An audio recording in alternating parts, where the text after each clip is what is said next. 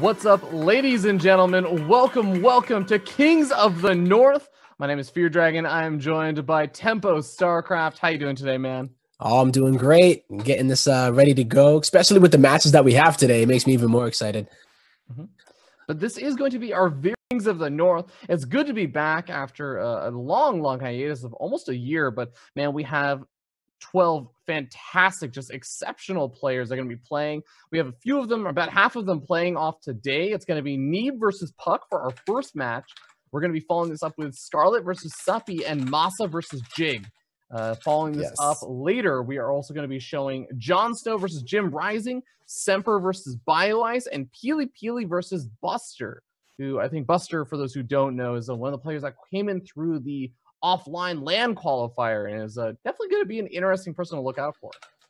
Yeah, very excited, man. Like, you know, King of the North always has a really solid place in my heart, and just being able to start it off here, bring you guys some really sick matches. I mean, whoo, I feel like it's going to be a hell of a season once again. And then for those that don't know, I think it will conclude somewhere in Toronto, whether it's at the same place that it was the past few times.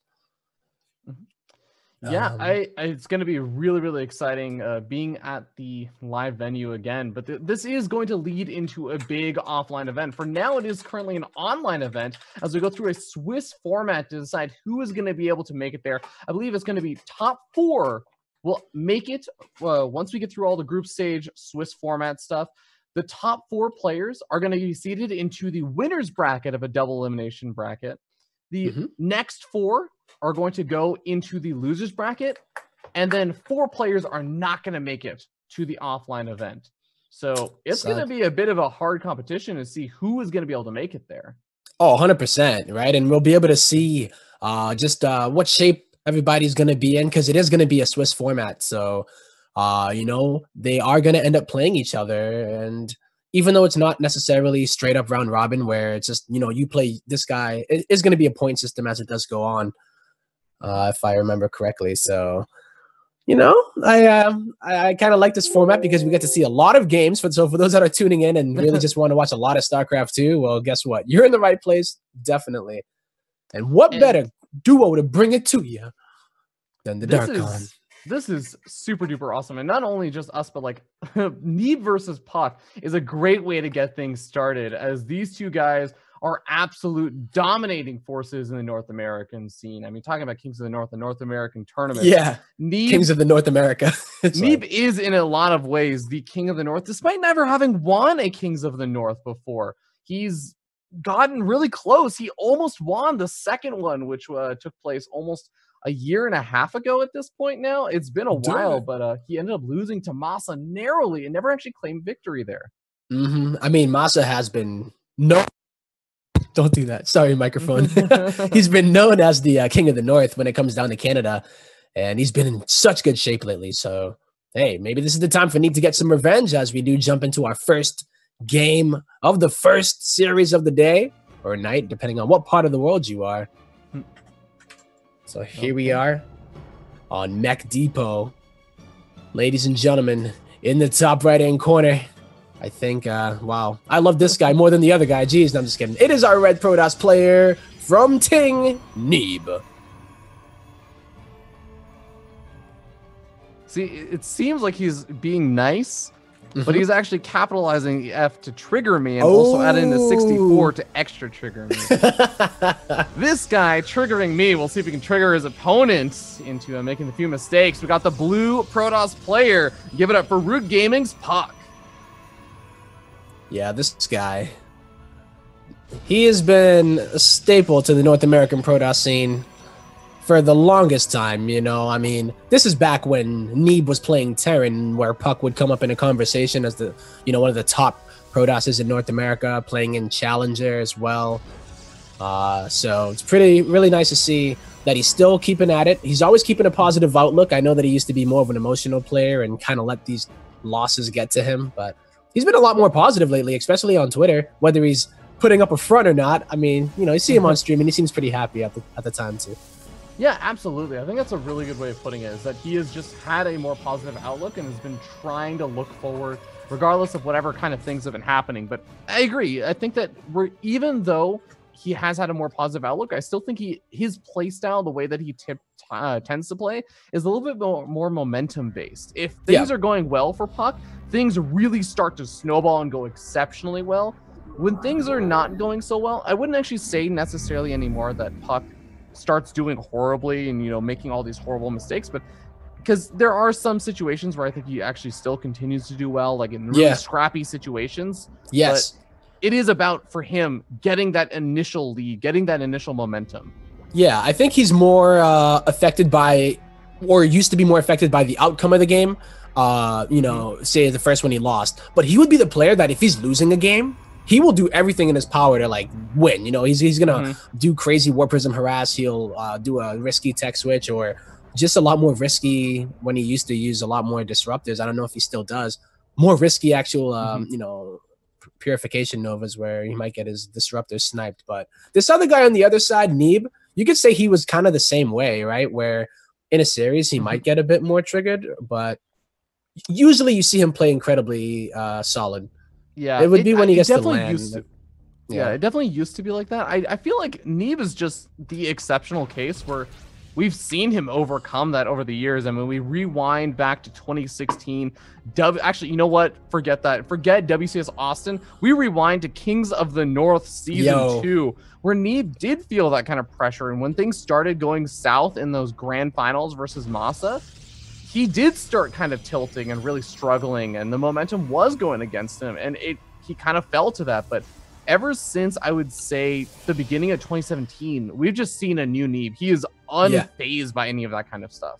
I love it too, and it almost seems like a rare case when he does get to that point where he would even, you know, have to worry about it, because he plays so clean. You know, he's really refined his play and so many different styles. He's never a one-trick pony anymore, and he just the master of the late game too, especially in this matchup. We've seen him beat the likes of Zest, making him look pretty foolish, and other top Koreans there. So let's see if Puck is going to stand in his way. Is that North American barrier? Is there something a little special about it? It definitely is. But okay, we do have an Oracle opening, as of course our lovely observer Joe Laguidis is showing us. But from Puck, we do see that he went for his own gateways, and he's gotten up his Robo now. He's getting up a Twilight, but he doesn't actually have that many Stalkers. He's got 4, but okay, he's going to rely on the Mothership Core in the main base. That is actually enough to push this back, and 3 Stalkers in the natural is going to be enough to push things back there.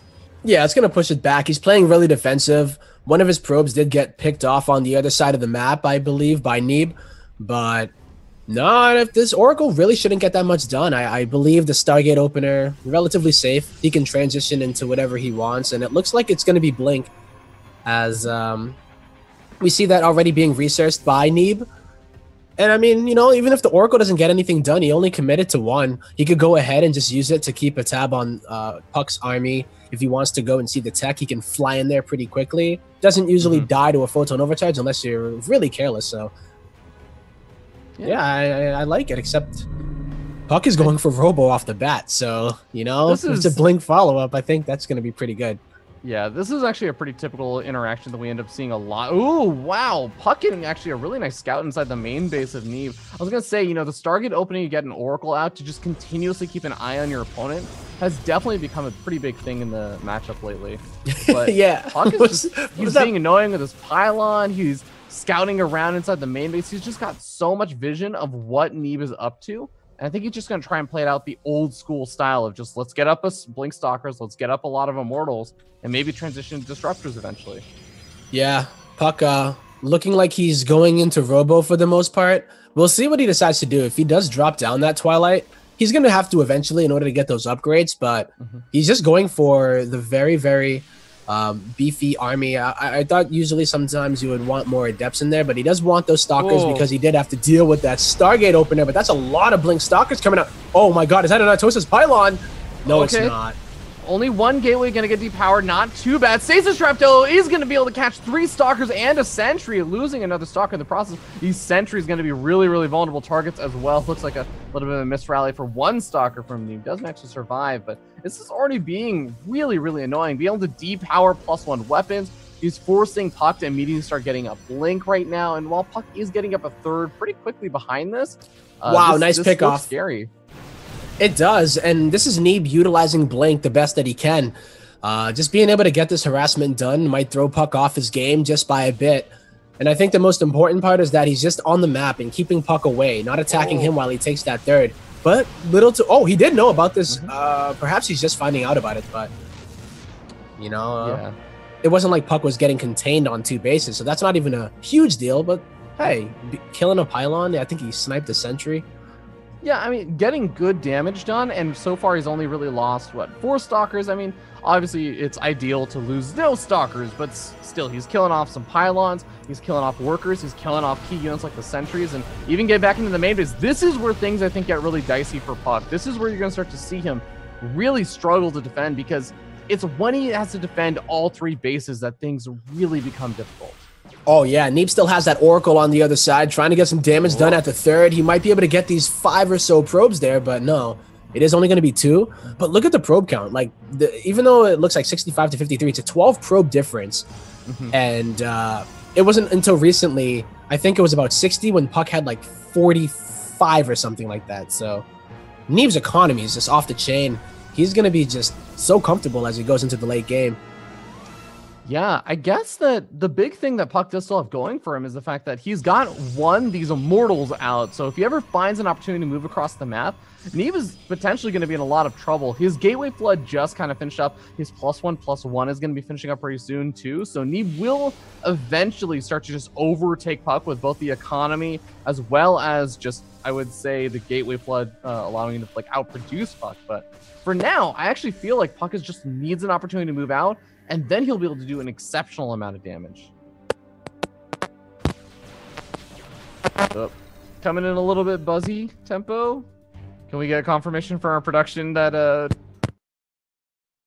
I'm okay? Okay, well, I will just keep talking while tempo just gets this resolved. But here we go. We got Warp Prism gonna go into warp in mode, warp in a few more Stalkers, and is gonna go after these rocks. Neeb does not have any idea about this, though. Welcome back, Kwame. Yeah, no, my mic will do that, man. This thing is so old. Oh, why does it do it right now, though? Please. Oh, boy. All right. Well, next is getting target fire down. It's going to be a cancel. A nice little cancel forced out by Puck. Neeb, I mean, the 4th base was nice to have, but I don't think it was 100% necessary for him to like stay in an okay position. Yeah, but I think what it was good for Puck to do that is just, you were kind of saying Puck doesn't need to get onto the map, find an opportunity for an attack, but he has the higher army supply, and he did fall behind a little bit on those upgrades because Neeb did decide to go for double forge. So there was maybe a little bit of a timing, but I feel like in PvP, even if you have a lower army supply with the placement of the pylons and, you know, just, I don't think they were on any real 2 techs that one counters the other. It was mainly Stalker versus like Blink Stalker. Puck might have had his Blink Stalker and was waiting for it to be done, but just going out and getting that 4th done is like the first real pressure that he's put on Neeb. Yeah. One of the big things that Neeb just got out, though, are those Archons. The Archons actually add a lot of tank ability to this army, as do these charge lots. So a pure Blink Stalker army for Puck is not going to fare that well against this. He's really waiting for those disruptors. They're going to be coming out 3 at a time, but are they soon enough? It doesn't seem like it so far. Oh, the pylon wall from Puck is really good. Not only to have the photon overcharge, but because of the zealots, they can't get as much surface area. Neither can the... Oh, they're just eating this. Neeb is taking a lot of damage, but he looks like he wanted to take out the pylon. But he was taking a lot of damage from that.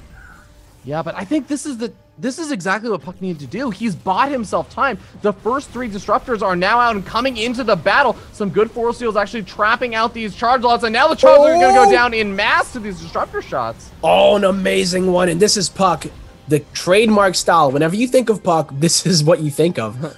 Now, usually I don't think triple Robo Disruptor, but this guy, he's going full Blink Stalker Disruptor, and he has the Blink Stalker count that he needs. So you saw that supply difference was like pretty in Neeb's favor. But as soon as those robos started working, now you're seeing it's pretty even. And you see how much damage they can do in this guy's hands.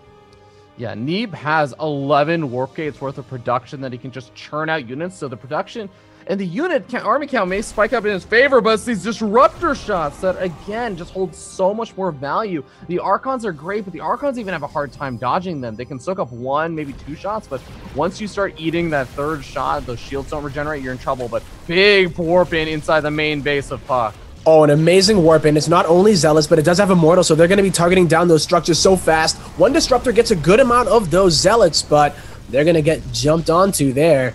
Now, does Puck actually have an answer here? He's supply blocked, so he can't really make enough here to deal at home. And he's just going across the map. But there's a huge stasis trap on top of a ton of Puck stalkers.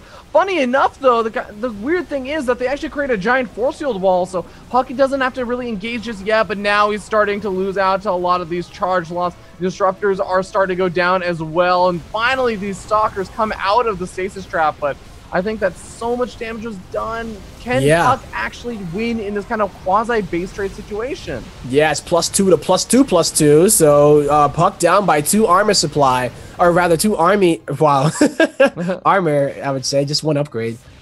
So I don't know. It really depends if he can equalize here. There are the majority of Neeb's probes here at this 3rd base, but Neeb is not done on the other side of the map. He's taking out basically the whole mineral line of Puck. 35 have gone down, but just with these stalkers, 30 probes go down. Yeah, for Neeb.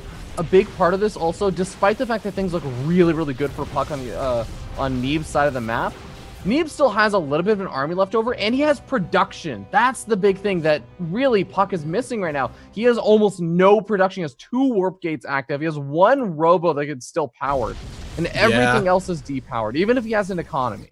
Yeah, he needs to get a pylon there. Luckily, he didn't lose the production facilities themselves, so he can go get a pylon over there, but I don't know. Maybe he hasn't realized it just yet. He's a bit more focused on just not getting sandwiched by Neeb. These disruptor shots taking out a huge chunk of these Zealots. 4 or so go down to a single disruptor shot. There's still another one left over, and I don't think that Neeb can easily push into this with this kind of army. These charge lots, the Archons, they really struggle against this kind of wall-in that Puck has been going for at this fort. Yeah, I mean, Puck, he had to make a choice right there, right? He was like, do I go home or should I just try to get as much damage? The unfortunate part for Neeb was that he had like 36 probes at that 3rd base. So if he didn't lose all those probes, remember, he lost the Nexus too, so that's even a bigger deal. Wait, these... Oh my god. Did you see the disruptor shots? I was like, what? Yeah. What the pylon's actually acting against him, but still, it was... I have to say, I think that Puck took that game off the back of really, really good reaction to the army composition of Neeb. Being able to wall off against all those charge lots and Archons is what allowed him to survive in that game. Yeah, that was such a good read. You know, he must have known, okay, this is what Neeb is going to be going for. And to take that forward 4th instead of taking one that was like on like the bottom one, say, he was able to create that choke point, and it really worked out. Like the pylons finished right in time. The mothership core had enough energy because he didn't waste too much of it on the Oracle either. So yeah, in the end, woo, really solid defense. I was a little bit afraid when Neeb got the Immortal Zealot warp in the main of Puck. I didn't think that Neeb was going to take as much damage on the counter, but he did commit a lot of army value to that. And they were relatively even in supply too, so yeah. Neeb's really good, but it especially looked really, really scary, I think, when we ended up seeing not just that, but like the big stasis traps on a ton of Puck's army. Oh, yeah. He was able to bring it back with just some really, really nice disruptor hits at the end of the day. Yeah, no, Neeb did a really good job when he got those stasis traps on. He was able to snipe all of the disruptors on the other side, but there were so many stalkers, and he didn't evacuate his probes. So, I mean, you know, losing the Nexus really did stink. No. Okay, but here we go. We hop on to game number 2. Remember, this is a best of 3. This is round 1 for the Kings of the North online portion. This is going to be a Swiss format preface for the big Swiss. I thought they were North American players, though. That's good. That was a great joke. That was an amazing joke, man. I thought of that the whole time, by the way. I was at work today, and I was like, oh, I can't wait to spring this one on him. That was a good one. You completely killed my train of thought. Like, it was solid. It was solid. Well, hoping to catch the train himself as he is down by 0-1. It is our boy from Ting, Neeb.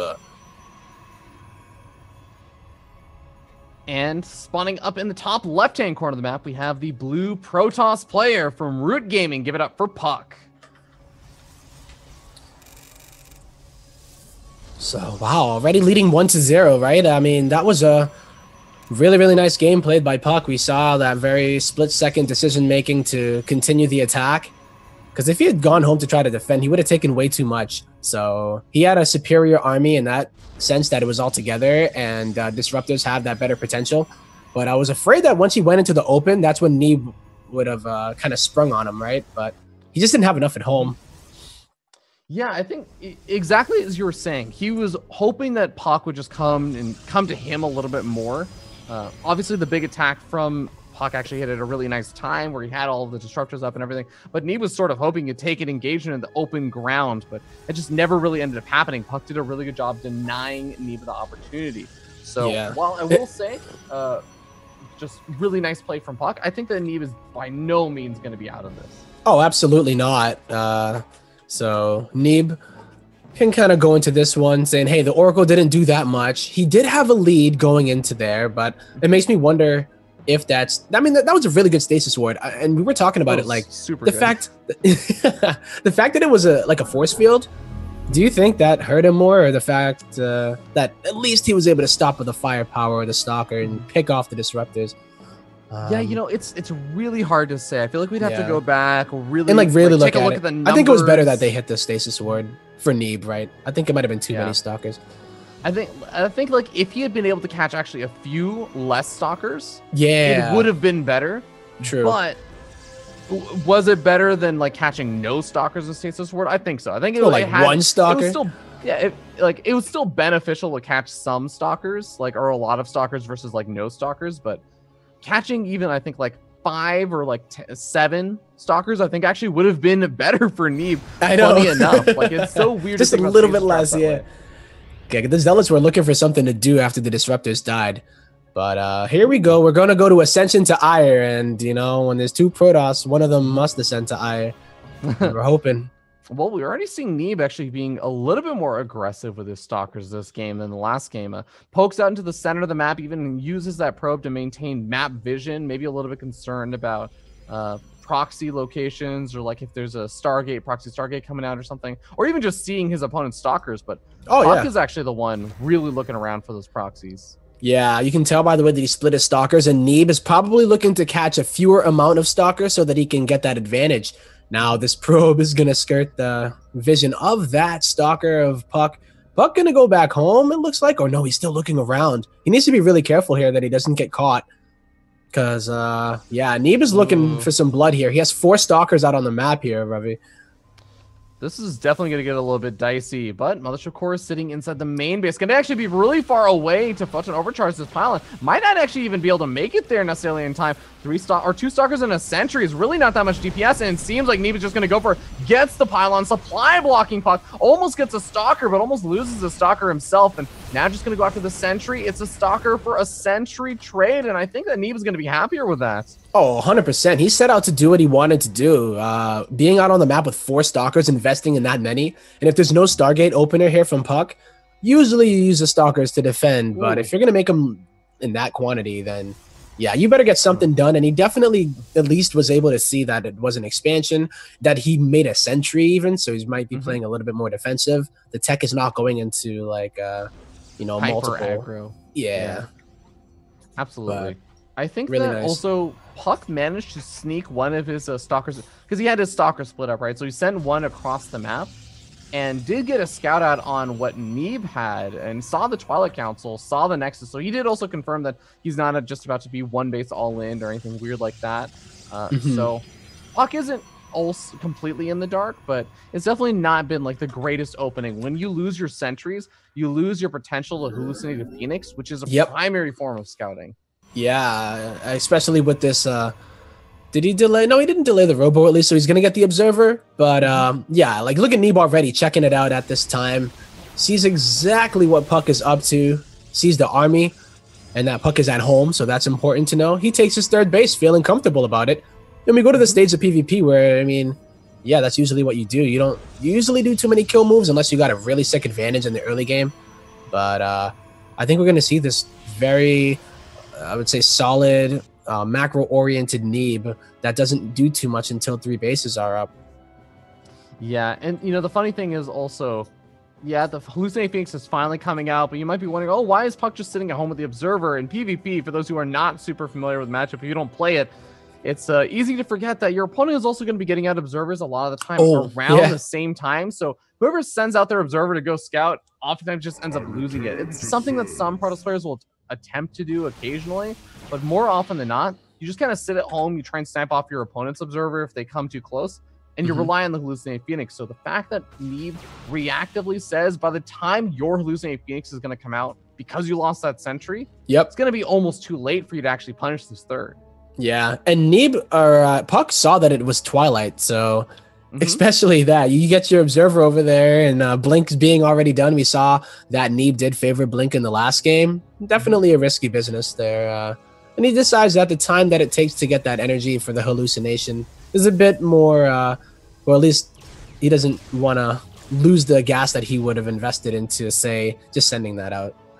So interesting that we see Resonating Glaives being researched for Puck, though. Typically, you know, you always think about Puck, you think about his Blink Stalker control, you think about his Disruptors and everything, but this Adept play, Adepts do exceptionally well against Stalkers until we end up seeing Disruptors come out. And Puck or Neeb really did end up doing any kind of Disruptor tech, or even not really showing that he wanted to go for it in the last game. I really wonder if he could catch Neeb off guard by this. This is sick. Puck is making a second Warp Prism, and he sent it to the north. So Neeb moved as a complete army up to the north, dropping into the main, but Neeb does at least have a Mothership Core that will defend against these Adepts that are just trying to distract Neeb. But Right, that would have been sick if that Stalker didn't see it. Yeah, and I think he was also potentially hoping to just get like a Force Field on the ramp or something, really catch Neeb totally off guard, but Neeb is in position now to help defend at least a little bit better. And look at this, taking a 4th base while knowing his opponent is right at his front door. Oh, but he walks the Stalkers over there, Neeb. Oh, well. He has Blinks, so... Yeah, the Stalker count definitely in Neeb's favor. He has 9 of them. And he has the higher Immortal count, so Puck needs to be a bit careful because he's not going to be able to really retreat. I think if Puck takes an engagement, he's really relying on just a large number of Adepts shading in and getting some damage done on the mineral line while the engagement's happening. He does shade 3 Adepts into the 3rd base. He's able to get a couple of worker kills, but I think it's mostly about trying to pull his opponent out of position, which it just isn't happening. Neeb is splitting up really well, but okay, a lot of Adepts in the main now. Yep, that's quite a few. I think he might have thrown them away, though. If he is not careful, he's going to lose 1 or at least, and 2. Running into a Photon Overcharge. Puck is trying to split Neeb up, but if you ever watched Neeb versus SOS, I forget what tournament it was, but it might have been in GSL versus the World. You cannot split this guy up. This guy is so good at defending and, you know, trying to focus his attention somewhere else and then attacking him in another place. He knows that you're trying to do that, so... Yeah, the fact that he has the balls to go ahead and take at the same time, it just shows how high of a caliber player this guy is. I think that okay, we have one Immortal just walking its way across the map. Hopefully not. Okay, Puck does catch the Immortal in the middle of the map and pulls it back. But I was gonna say, if there's one superpower that Neeb has, it's defending. He is one of the best defenders in StarCraft, I think. Period. Yeah, they named Defender's Landing after him. It's actually a Neeb. That's what I heard as well. Yep. It's running. You know, he likes to get some timeshares. He rents them out to people. So, okay, but really, really sick. All things said and done, Neeb is going to be up against Puck, who did go into a much faster Disruptor tech. So all is not lost for Puck, despite having a much later 4th base, despite having lower workers, despite having worse upgrades. We saw all these kind of similar factors in the last game. But so much of this is going to be dependent to the micro in the engagement, as well as the angle and the area that they engage at. Yes. The fact that they're going for the same kind of army composition does make me worry for Puck. Okay, never mind. Sorry. I think you were just mentioning this, that Puck was actually tech transitioning. So, okay. I mean, Puck has some pretty damn good control, but Neeb, I like this too. Economy is so nice.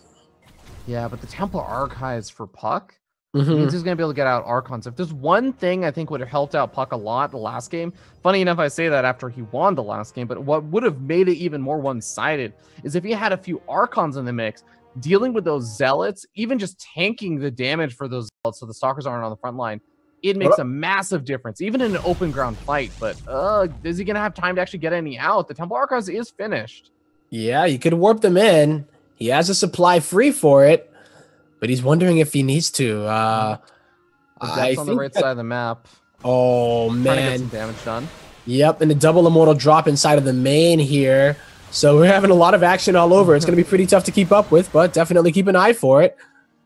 Oh man, Adept's actually going to find a mostly naked mineral line over by the natural. At the same time, we end up seeing Neeb trying to bust on forward. The Stalkers blinking forward, trying to take out these Zealots one by one, but that does leave them a little bit vulnerable at the third base. Neeb not deciding to push in though. Oh, kind of surprising.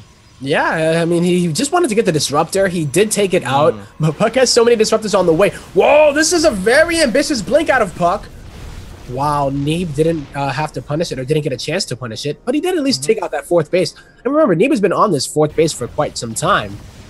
So yeah. Oh boy, huge Zealot warp, and also in the main base, these Adepts are not going to be enough. A Disruptor is going to be coming out pretty soon, and this should be a Affliction Overcharge available relatively soon, but Puck is just trying to force an engagement in the middle of the map. He knows he has those Disruptors, he knows that he has an opportunity, but he's also engaging at a choke point. Really well done by Neeb, just making this so hard and buying time.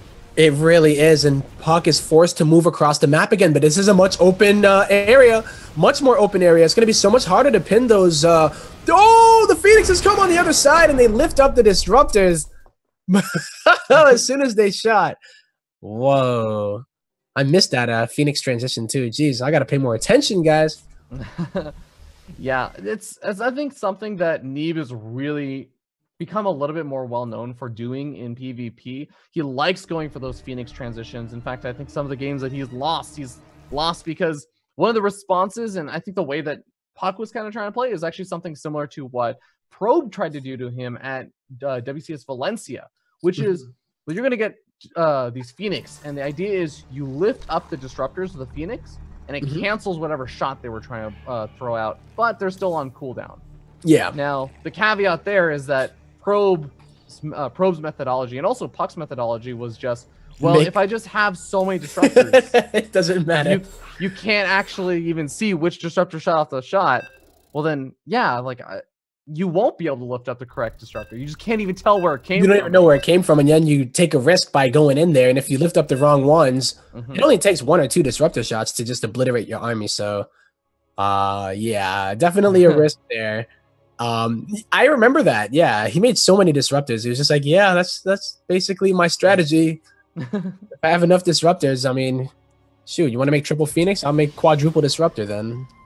Yeah, but Neeb is able to tie up the series 1-1. We get ready to hop into our next game on Acolyte, as we're going to be starting down here in the bottom left-hand corner of the map. We have the red Protoss player. Give it up for Tings Neeb.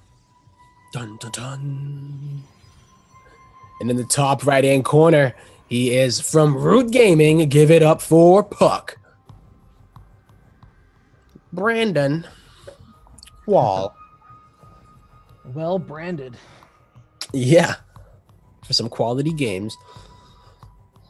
All right. So we saw very similar style out of Neeb there, but what we saw out of Neeb that was a little bit different was the ability and time to adapt, where he didn't really have time to adapt in the last game before Puck was, already at his front door. Mech Depot being a much smaller map in that regard. So, I do wonder if he is going to try and change things up. Puck is a player that is known for doing the same thing almost regardless of who he's playing against, what the meta is, or anything. He's known for just having his playstyle, and he sticks with it. So seeing something super reactive out of Puck is a lot less likely, I feel like, than Neeb, who I think does actually really play a little bit more reactively. He does what he thinks is really good in the meta, but he's also not afraid to really change things up if he sees an opportunity to. Yeah, and he's really smart about it too. So a lot of the times you'll see people react in a way where it's like, oh, I've never really dealt with this before, or maybe this might be a good idea. No, this guy's practiced so many of it, so yeah, Neeb's adept ability is, I would say, one of the top, even in Korean players as well. Oh yeah, for sure. And this game, we do see Puck doing something a little bit cheeky. He's got a pylon going up on the left-hand side of the map. Now, Neeb's probe is still alive inside of Puck's base and may sort of be wondering pretty soon, okay, wait a second. You don't have a third pylon down, but you also don't seem to have a nexus going up. So what's the deal? Like, you got to have something, either that or a second gateway. Something should be coming out right now, but it's not there. Yeah, and most would expect it to be an Oracle, but it's not even that. It's going to be a Twilight Council. And if you keep that probe around, you know, I don't know. Do you think it is going to be Proxy DT? Look at the location. Yeah, Proxy DT does seem like the most likely candidate, just because the probe is still there and Twilight Council going up in the corner is like, it's not exactly there to proxy any sort of production. There's no production value you can get out of proxying the Twilight Council. But no, it's gonna be Blink, interestingly enough, just leaving that probe there to get up an extra couple of gateways to hide those as well, because I guess he's anticipating that there may still be a Hallucinating Phoenix or something that comes out later on. Yeah. This is gonna get so weird, Tempo, because yes, there's an area to blink up into the main base, but I do feel like it's still one general area that Neeb just has to defend. It's just over by that ramp. By the ramp, right? I mean, if Neeb doesn't catch on to this and he overcompensates for defense against DT and Oracle, then maybe that's what Puck is looking forward to. Neeb, you know, though, he's making a robo, so that's going to protect him against not only DT, but also if it happens to be a Blink Stalker, you know, Mortals are pretty good against them too. So, does he make an additional Stalkers too? So I think he's assuming that it's not going to be Proxy Oracle.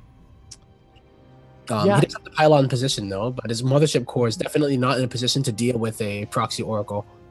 Yeah, it looks like he's trying to scout around for some really obvious proxy locations. Almost actually ends up catching the Twilight Council and the gateways, but not quite. Looks like Puck has finally finished up his warp gate technology. He's warping in his Stalkers at home because I guess he is also a little bit in the dark about what Neeb is up to. And I'm not sure what Puck saw or didn't see that is triggering him to just play defensive. He's gotten up his Nexus back at home. It seems a lot like Puck is just okay not going for the attack now, despite the fact that he's going to be really far behind. Well, the Mothership Core see each other, and Puck does have Blink. Is he going to keep this at home? Yeah, I think he's a bit afraid too. Like you were saying, it's like, Mothership Core doesn't have enough time to get out of there though, but the Blink is going to be quick, and Neeb, doesn't get it. Neeb in the nick of time just gets that Mothership Core out of there, says, I don't want anything to do with any Stalkers. And when you see that many Stalkers come out of nowhere that quickly, I mean, I think that, you know, the DTs might have a Blink ability, but Stalkers don't have a Cloak ability, so very easy to assume that it is going to be Blink Stalker. I'm really just wondering if Puck saw, like, poked at the front and saw that there were no units at the front for Neeb and thought, oh, is your army just like on the other side of the map? Are you about to like gear up for a big attack against me? Because he really hadn't seen almost anything. But now I don't know, is the window of opportunity already gone? Butch and Overcharge is going to be really valuable over here. And finally we end up seeing Neeb pop one, but second Immortal also coming out. This is going to be such a difficult attack for Puck to try and make work. Yeah, he tried to. I think he lost a few Stalkers, didn't blink them back fast enough.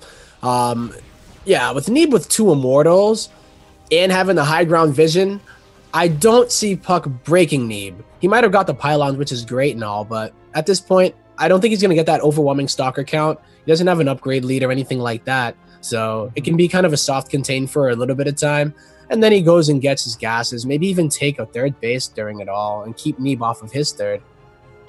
Yeah, Neeb even playing a little bit defensive with those photon cans and his natural expansion mineral line, just saying, you know what, this is a really nice map for drops. The next step that he's probably expecting is going to be that kind of War Prism harassment, but he charges out forward aggressively with these Immortals and the Stalkers because he says, yeah, there's only one real place that you can actually blink up into that main base, but Puck going for the aggressive blink forward, takes out one Immortal, second Immortal also going to get low, but I don't think this is a good trade for Puck. No, he needs to get that second Immortal and not lose that many Stalkers. If you could have got both of those Immortals, that would have been nice, but a third Immortal did join the fight, and I don't think Puck anticipated that, so a horrible trade for Puck, and Neeb was taking the third base. Puck has not put down the third Nexus yet, and he doesn't really have anything else going for him. So he's gonna go for a desperation move, drop down that Dark Shrine, and I do worry a bit for Puck here because it's more of like a Hail Mary. And Yeah. I mean, if it doesn't work, that's it. That's it.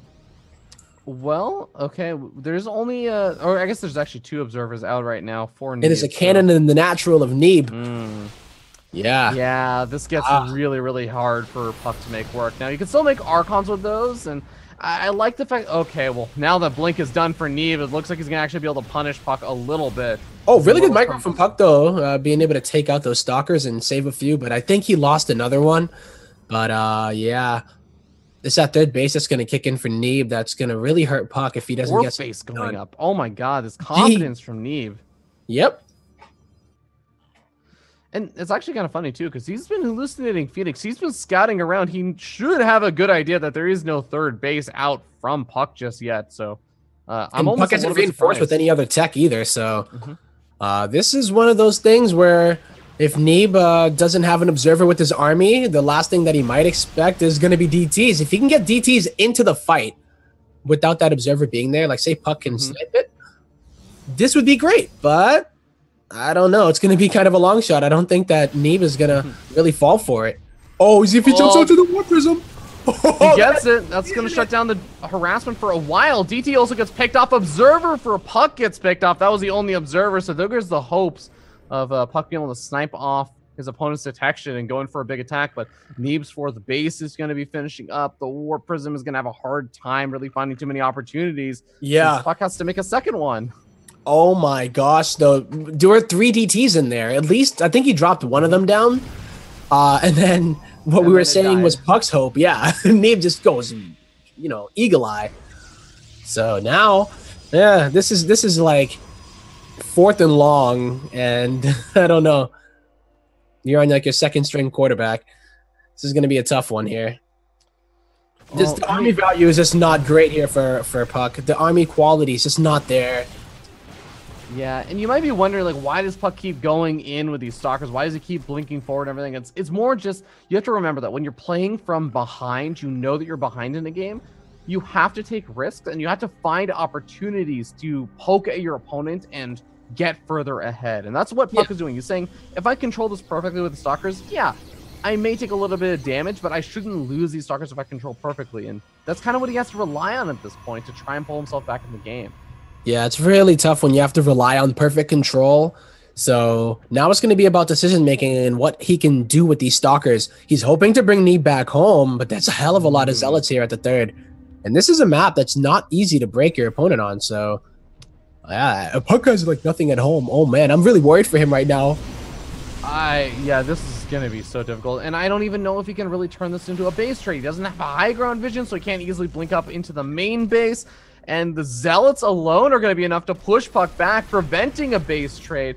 Neeb just loads up his Warp Prism with the 2 Immortals and warps in a huge round of units inside the main base, pushes into the 3rd, and it seems like Neeb is going to be in a really nice spot to take this game and this series 2-1.